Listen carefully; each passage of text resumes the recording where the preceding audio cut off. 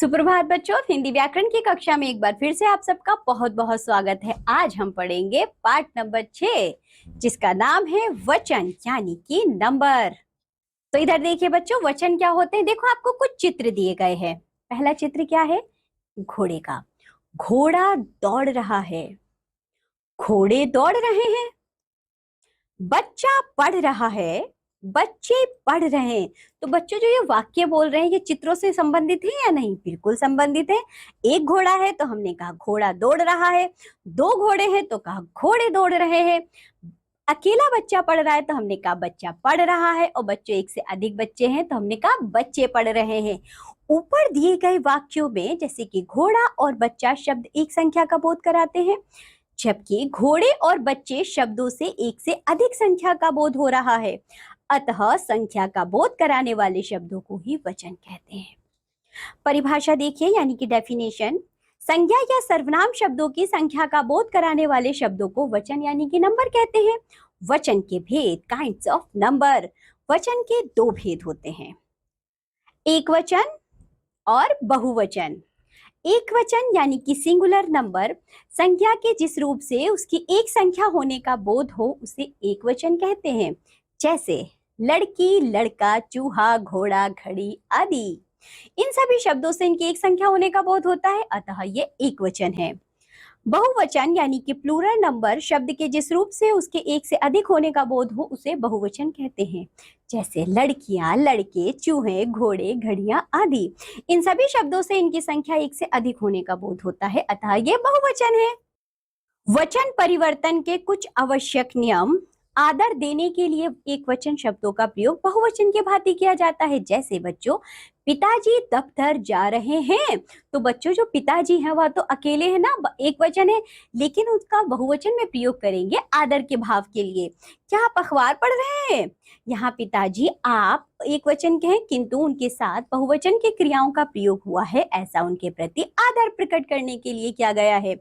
लोक, केश, आंसू, दर्शन, प्राण, हस्ताक्षर, दर्शक शब्दों का प्रयोग सदैव बहुवचन में किया जाता है, जैसे लोग बाहर खड़े हैं, आजकल आपके दर्शन दुर्लभ हो गए हैं, डर के मारे मेरे तो प्राण ही निकल गए थे, मैं आपके हस्ताक्षर पहचानता हूं। क्रोध, क्षमा, प्रेम, जल, पानी, दूध, दही, वर्षा, सत्य आदि शब्दों का प्रयोग सदैव एक वचन में होता है। कभी कभी क्रियाओं को देखकर वचन का बोध होता है, जैसे बंदर पेड़ पर बैठा है, यह एक वचन है।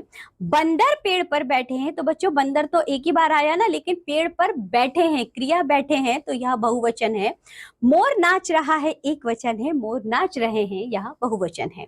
चलिए आगे बढ़ते हैं। अब हम पढ़ेंगे एक वचन से बहुवचन बनाना। आ को ए बनाकर लड़का, लड़के, पंखा, पंखे, कपड़ा, कपड़े, घोड़ा, घोड़े, बच्चा, बच्चे, छाता, छाते, कमरा, कमरे, तोता, तोते, पैसा, पैसे, केला, केले। ओ का ए बनाकर पुस्तक, पुस्तकें, कलम, कलमें, सड़क, सड़कें, नहर, नहरें, बहन, बहनें, किताब, किताबें, याद, यादें, रात, रातें। आ को ए बनाकर माला, मालाएं, छात्रा, छात्राएं, शाखा, शाखाएं, कन्या, कन्याएं, लेखिका, लेखिकाएं, वस्तु, वस्तुएं, दवा, दवाएं, महिला, महिलाएं।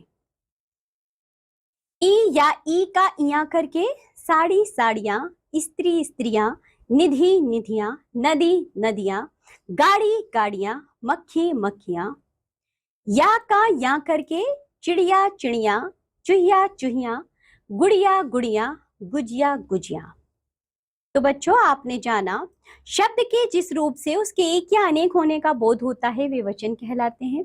वचन दो प्रकार के होते हैं, एक वचन व बहुवचन। क्या आप जानते हैं? ऐसे 4 वाक्य लिखे जिनका प्रयोग सदैव बहुवचन में होता है। तो बच्चा आप लिख सकते हैं, लोग बाहर खड़े हैं, डर के मारे मेरे तो प्राण ही निकल गए, मैंने हस्ताक्षर कर दिए हैं, सुषमा के केश बहुत लंबे हैं। अब देखिए बच्चों पाठ का सार। शब्द के जिस रूप से संज्ञा या सर्वनाम शब्द के संख्या में एक होने का बोध हो एक वचन कहलाता है। शब्द के जिस रूप से संज्ञा या सर्वनाम शब्द के एक से अधिक होने का बोध हो बहुवचन कहलाता है। यही सब हमने इस पाठ में पढ़ा है।